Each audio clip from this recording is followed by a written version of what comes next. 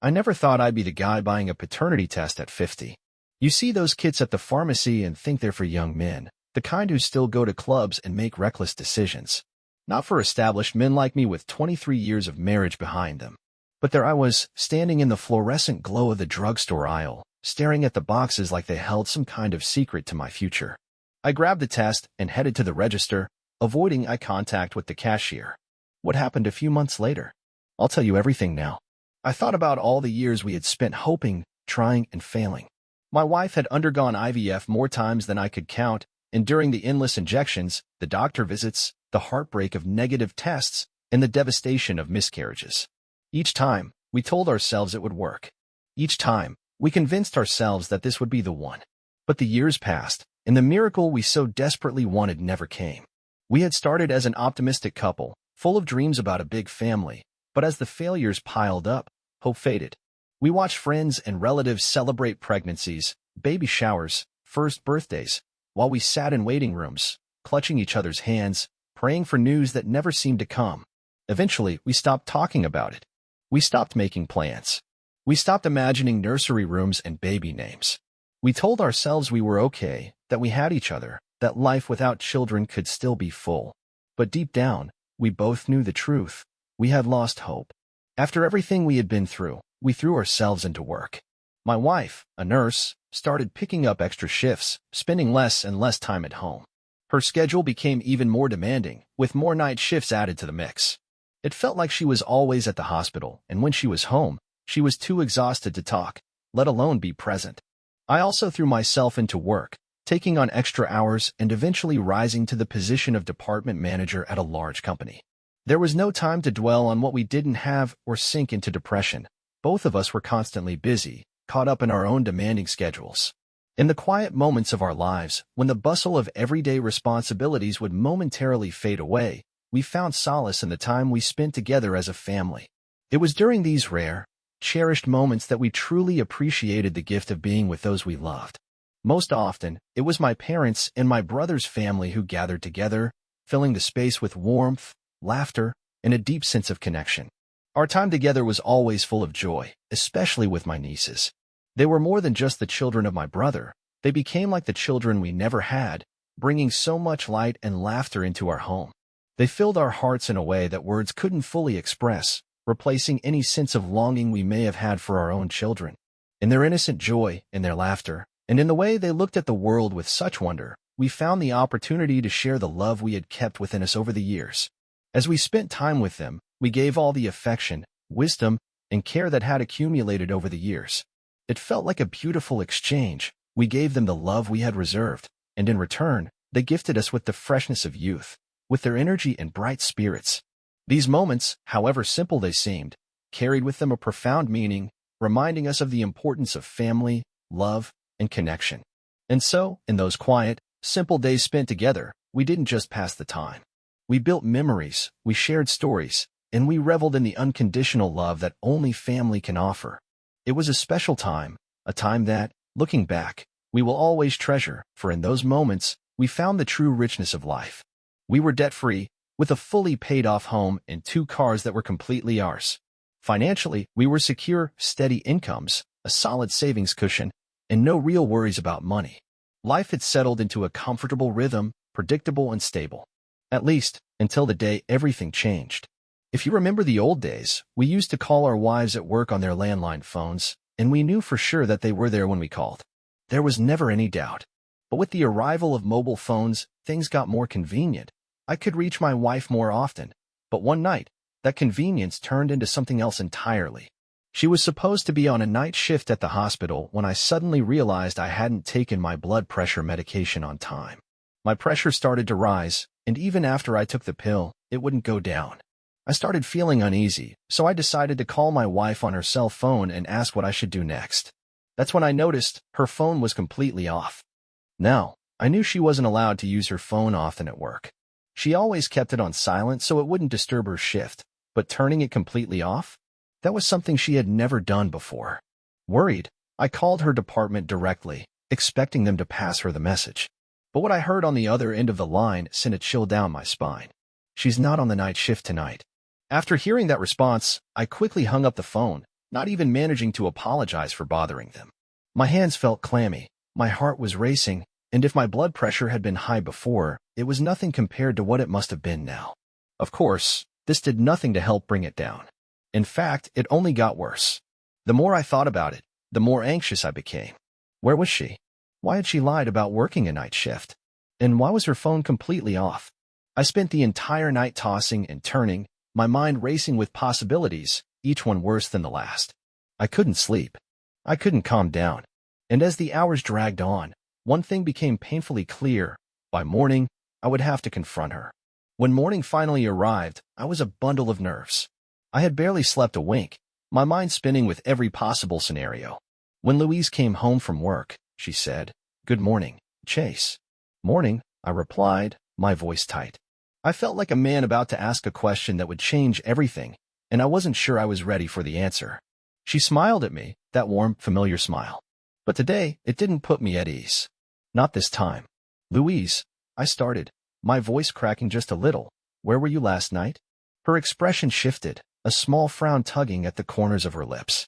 She blinked at me, almost as if surprised by the question. "What do you mean?" "I was working." I shook my head, swallowing the lump in my throat. "I called the hospital last night. They told me you weren't there." She took a deep breath and glanced at me before speaking. "I didn't say I was at the hospital," she said slowly, as if the words were carefully chosen. "I said I was working. I was with someone else." I stared at her, my mind racing. "What are you talking about?" She hesitated, and then let out a sigh. "At first, I didn't want to tell you. I didn't think it was necessary, but it was my friend Megan. She works as a personal care aide for this elderly woman who's 92 years old. Megan asked me to cover for her tonight, so I had to go in and help out with the elderly woman. It wasn't that difficult, honestly. I only had to get up twice during the night to help her. She needed help getting up to use the bathroom and then adjusting her blankets because she felt cold. I also had to give her some water when she got thirsty. It wasn't much, but she's pretty frail, so she needs a little assistance with those things." I felt a mix of relief and confusion. Relief because there was no affair, no secret life, but also confusion about why she hadn't told me sooner. "Why didn't you tell me?" "You know I'd be okay with it if you just told me what was going on," I said, my voice softening. "I didn't think it would be necessary," she explained, looking down at her hands in her lap. "I didn't want to worry you. It was just one night, and it was for a good reason." I looked at her, feeling a wave of guilt and regret. I had jumped to conclusions, let my mind spiral into dark places, without even asking her what was going on. "I'm sorry," I said quietly. "I should have trusted you." Louise looked at me, her face softening, the frown disappearing as she reached out to take my hand. "It's okay, Chase. I understand. It's just, things have been so busy lately. I didn't want to add to your stress. But I promise, there's nothing to worry about." I squeezed her hand, still feeling the weight of the past few hours hanging over me. I know. I should have trusted you. It's just, I've been feeling off lately. And with everything that's been going on, I guess I got a little paranoid." She gave me a reassuring smile, but I could see the concern still lingering in her eyes. "I know, love. But you don't have to carry that burden alone. We're in this together, remember?" I nodded, the weight lifting off my chest. But as we sat there, a strange thought began to creep into my mind. The next few days passed in a blur, and I found myself lost in thought, even as we went through the motions of our regular routine. Then, one evening, as we were winding down for bed, Louise turned to me with a quiet smile. "Chase," she said softly, "there's something else I need to tell you." My heart skipped a beat. "What is it?" I asked, my voice tense with curiosity. She paused for a moment, then exhaled, as if gathering her thoughts. "I'm pregnant." I blinked, unsure if I had heard her correctly. "What? How? When?" She laughed softly, a little nervously, and sat on the edge of the bed, her eyes meeting mine with a kind of vulnerability I hadn't seen before. I didn't expect it either. "But after everything, I'm pregnant. And I thought, maybe I could wait a little longer to tell you, but I need you to know." I felt my heart racing again, but this time for a completely different reason. My mind went blank, and the words I had been searching for felt impossible to find. I stared at her, the news sinking in slowly, like a wave of emotion that was too big to comprehend in one go. I can't believe it," I finally managed, my voice trembling. "After everything, after all these years, you're telling me we're going to have a baby?" She nodded, her face lit with a soft, almost fragile joy. "Yes. We are. I stood up, unable to sit still, and paced around the room, my mind still processing. Then, without thinking, I walked over to her, knelt down in front of her, and took her hands in mine. This is everything we've wanted, Louise. After all the heartbreak, all the years of trying, this is a miracle. Tears welled up in her eyes, and she laughed softly, shaking her head. I never thought this would happen, not after all the pain. But here we are. I kissed her then, feeling a flood of emotions I couldn't fully describe. Hope, joy, disbelief, and a deep sense of gratitude. We're going to be parents, I whispered against her lips. We're going to be parents, Louise. Finally, the years of struggle, the doubts, the pain, it all melted away in that moment. All that mattered was what lay ahead, the new life we were bringing into the world. And for the first time in so long, I allowed myself to believe that miracles really could happen. I was watching my wife Louise sleep beside me, her belly swollen with what should have been our miracle. After years of trying and failing, we'd finally succeeded, or so I thought. As the weeks passed, Louise continued to work at the hospital, doing what she loved, and occasionally took on extra shifts as a caregiver for the elderly woman she had helped a few months earlier. It was something she had done a few times before, and though I knew she was exhausted, she never complained. She seemed to find fulfillment in helping others, even when her own energy reserves were running low. At 16 weeks, Louise had her first ultrasound. We had already discussed the idea of a gender reveal party, but when we went in for the scan, we chose not to peek at the note the technician had written on the piece of paper that would tell us the sex of the baby. We decided we wanted the surprise to come from the people closest to us, all gathered together in one place, at the party we were planning. And so, we started preparing. It wasn't anything extravagant, just a small, private gathering, but it felt like the beginning of something huge. We invited my brother and his wife, our nieces, both sets of parents, and a few close friends. Louise and I worked together to transform the backyard into a space full of excitement and wonder. Balloons floated in the air, and streamers of both pink and blue lined the fences. The tables were adorned with simple yet charming decorations, and the air was filled with anticipation. On the day of the party, the sun was bright, and there was a pleasant breeze in the air. The guests arrived, chatting with excitement as they took in the decorations, and everyone gathered under a large tent in the backyard. The atmosphere was lighthearted, filled with laughter and the kind of warmth that only family and close friends could bring. The time had come. Everyone gathered around, some holding their breath, others just waiting for the moment they had all been waiting for. With a grin on her face, Louise handed me the confetti cannon and whispered, "Ready?" I nodded, my heart pounding in my chest. We had all been waiting for this moment, and now it was finally here. I counted down, and with a swift motion, I pulled the string. The cannon burst open, releasing a shower of bright blue confetti into the air. The crowd gasped in unison, then broke out into joyous cheers. It was a boy. Our little boy. Everyone was ecstatic. Hugs and congratulations filled the air as the realization set in. Our dream was becoming a reality. We were going to have a son. I looked at Louise, her face glowing with happiness, and I could hardly believe it. After all the years of uncertainty, the struggles we had faced together, here we were, celebrating the future of our family. It felt like all the waiting, all the longing, had led to this moment of pure joy. He's going to be loved so much, my mother said, hugging me tightly. I nodded, my emotions getting the best of me. I felt the same way. Our son would be surrounded by so much love and support from both sides of our family and all of our friends. As the party went on, we shared stories, laughed, and talked about what was ahead. The backyard, filled with people who had supported us through our toughest times, felt like the perfect place to celebrate this new chapter of our lives. In that moment, I couldn't have been more grateful for the life we had built, for the people who loved us, and most of all, for the little boy who was about to enter our world and make it even brighter. The next night, Louise had to go to work again as a caregiver for the elderly woman. As usual, I kissed her goodbye and watched her head out the door, tired but still committed to her work. Once she left, I sat down at the kitchen table, opened my laptop, and started checking my emails.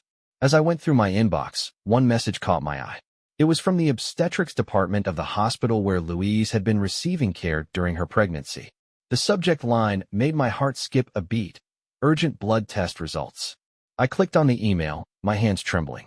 The message explained that there were complications with some of her test results, and it was crucial that she come in for further testing, including an amniocentesis, which involves taking a sample of amniotic fluid to check for any potential issues with the baby. The tone of the email was direct, almost cold in its urgency. It instructed her to come in as soon as possible for additional evaluations, leaving me with a sinking feeling in my stomach. Panicked, I immediately tried calling Louise on her mobile phone. The phone rang and rang, but no one picked up. My anxiety started to rise. I dialed her number again.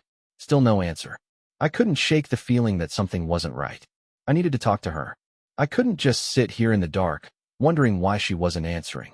In a burst of desperation, I decided to call Megan, one of Louise's close friends. After a couple of rings, Megan answered. "Hey, Megan," I said, trying to keep my voice steady. "I've been trying to reach Louise. She hasn't picked up her phone." Megan's voice came through, sounding calm but puzzled. I haven't heard from her, Chase. I'm sure she's just busy or tied up with something. Why don't you try calling her again in a bit?"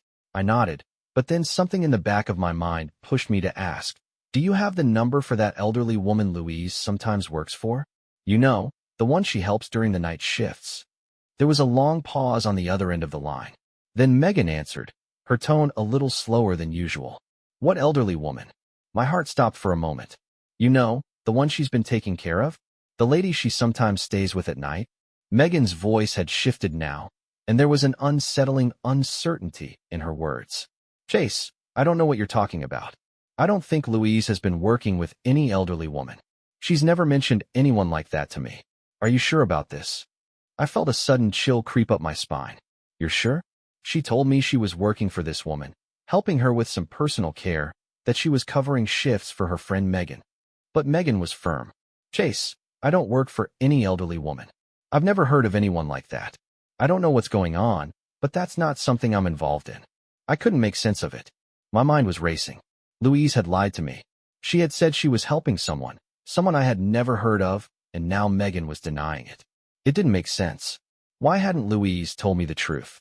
The rest of the night was a blur. I could hardly sleep, tossing and turning as I tried to make sense of what was going on. I couldn't shake the feeling that something was wrong, that my wife was hiding something from me. When morning finally arrived, I was a nervous wreck. I tried to prepare myself for the confrontation, but deep down, I knew I was walking into a conversation I wasn't ready for. I had no idea what to expect, but I couldn't wait any longer. As soon as Louise walked through the door after her shift, I couldn't help myself. My voice trembled as I said, "Louise, we need to talk." She looked at me, her expression concerned, but I could tell she wasn't ready for what I was about to ask. "Where were you last night?" I blurted out. "I've been trying to reach you, and when I couldn't get a hold of you, I called Megan, and she said you weren't working for any elderly woman. What's going on, Louise? Why did you lie to me?" Her face paled, and she looked at me for a moment, almost as if weighing whether to tell me the truth. Finally, she let out a sigh and sat down. "I didn't want to worry you, Chase," she began softly, her voice strained. "I've been working for someone else. It's not something I wanted to share right away, but I didn't think it was necessary." I stared at her, disbelief flooding my mind. "Who are you working for? Why didn't you tell me?" Louise hesitated, then looked down, her voice barely above a whisper. "Chase, I've been volunteering at a private hospice for a few months now. It's something I've been doing to help with my stress, to cope with everything we've been through. It's not easy to talk about, but it's something I felt was important. I didn't want to burden you with it, especially with the pregnancy and everything else going on. I'm so sorry for not being honest with you sooner." I felt a mix of emotions, relief that it wasn't some affair or deep secret, but also frustration at being kept in the dark. "Why didn't you tell me? Why hide this from me?" She met my gaze, her eyes filled with remorse. "I didn't think it was a big deal, Chase. I wanted to help someone, and I didn't want to cause you any more stress than you already had. I should have been more open with you." I ran my hands through my hair, feeling overwhelmed. "You have to promise me, Louise, no more secrets. We need to talk to each other about everything, especially with what's going on with the pregnancy. I don't want to feel like I'm in the dark anymore." She nodded, her eyes glistening with unshed tears. "I promise. I'm sorry, Chase. I should have trusted you." But as I looked at her, the weight of everything still lingered in the air. Louise called the obstetrics department at the hospital, and they scheduled her for an amniocentesis the following day. It was on that very day that I went out and bought a paternity test. When I sat down to read the instructions for the paternity test, I realized that I wouldn't be able to determine paternity until the baby was born. However, it was possible to do so through the amniotic fluid, which could be tested now. That's when a plan started to form in my mind. Tomorrow, when my wife would be undergoing the amniocentesis to collect the fluid for analysis, I could discreetly collect a small sample of it and take it to the lab. They would compare it with my cheek swab, which contained my DNA, to match and determine any genetic similarities, helping to establish paternity. I did exactly what I had planned. Since I was accompanying Louise to the amniocentesis, I discreetly took a small sample of the amniotic fluid when they weren't looking and carefully took it to the lab. For the next week, our relationship was tense. I had been accusing Louise of infidelity, and she had been fiercely resisting, trying to explain herself, but I couldn't shake the doubts gnawing at me. It felt like we were stuck in an emotional tug-of-war, each of us holding on to our sides of the argument. Finally, the day came when I was told to come in for the DNA results. I arrived at the lab, my heart pounding with anxiety. I couldn't even begin to imagine what I was about to learn. When the technician handed me the results, I ripped open the envelope, my hands trembling. I read the report carefully. The result wasn't 0%, meaning I wasn't excluded as the father. But it wasn't the 99% that I had expected either. The test showed a much lower percentage of DNA match, around 35%. I was stunned. My mind raced, trying to make sense of what I was reading. How could this be? This result left me with more questions than answers, and it felt like the ground beneath me was crumbling. I couldn't fathom what had just happened. But that night, as I lay in bed with her beside me, my thoughts drifted back to the paternity test I had purchased. It wasn't just the doubts about her anymore. It was about everything. The years of longing, the miracle we had hoped for, the future we were now facing. The truth was, I wasn't sure what to believe anymore. But I knew one thing. I had to let go of the fear that had been controlling me. I had to trust Louise, trust us, and trust that whatever came next, we would face it together.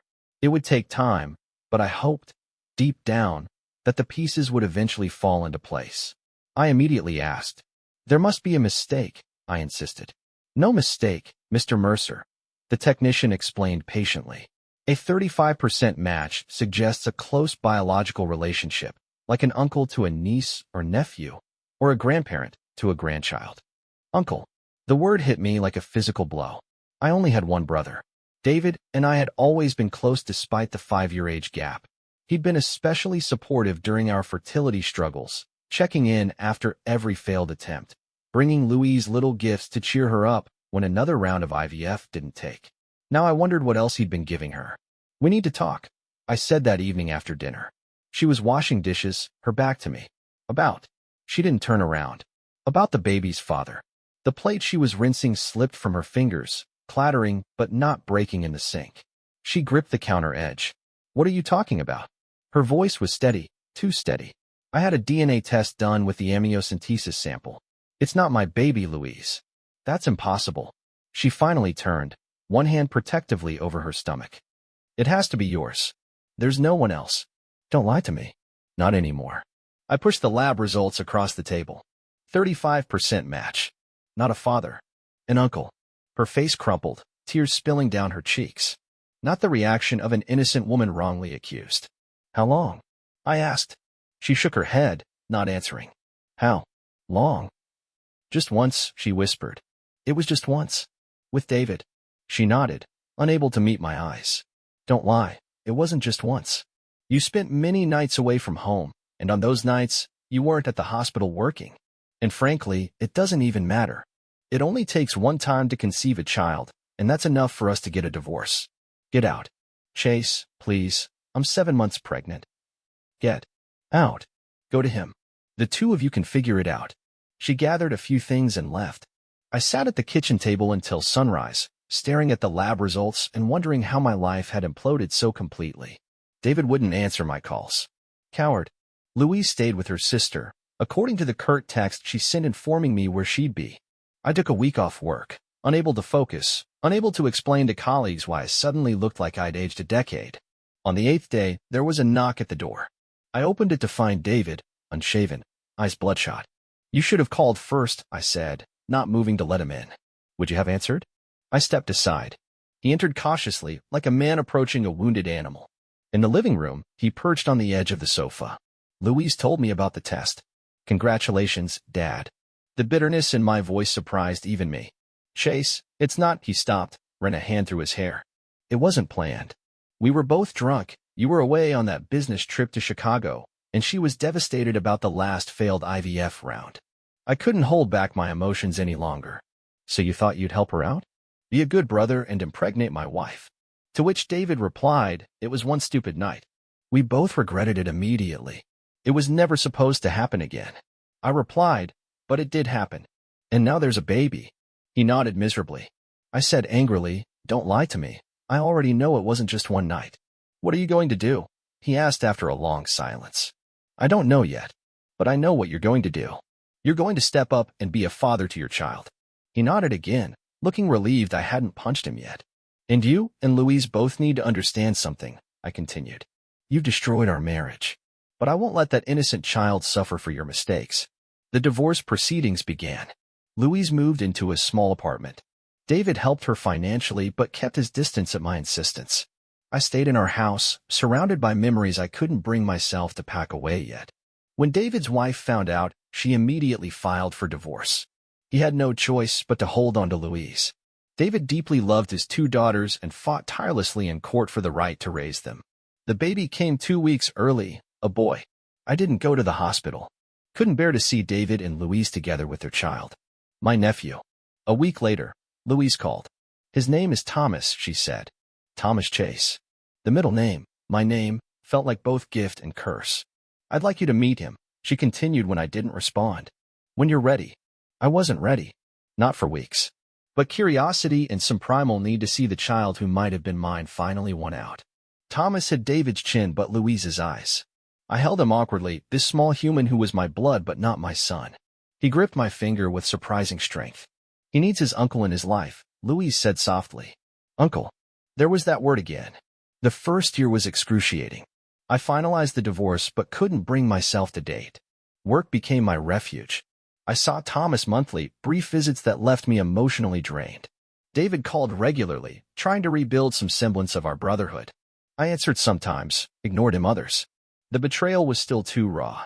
5 years later, I watched Thomas play in the backyard of the home I now shared with Andrea, a widow I'd met through a grief support group. Not grief for a death, in my case, but for the life I thought I'd had. Uncle Chase, watch this. Thomas called, executing a wobbly cartwheel. Uncle Chase. Not Dad. Unfortunately, I never did hear anyone call me Dad. The moment I had secretly hoped for, when a child would call me their father, still hadn't come. It was a bitter realization, and as I watched Thomas tumble with excitement, I couldn't help but feel a pang of longing deep inside. Louise came by less often, our interaction civil but distant. My revenge, if you could call it that, had been living well, finding happiness again while ensuring she had to face me regularly, a constant reminder of her betrayal. But time softens even the hardest feelings. When Thomas wrapped his arms around my legs in farewell, I felt nothing but love for this child who carried my blood through such an unexpected path. Same time next week? David asked as they prepared to leave. I'll be here, I replied. It was a promise to all of them, to Thomas, to David, to the complicated family we've become. I'll always be here. If you enjoyed the story, please like and subscribe to the channel.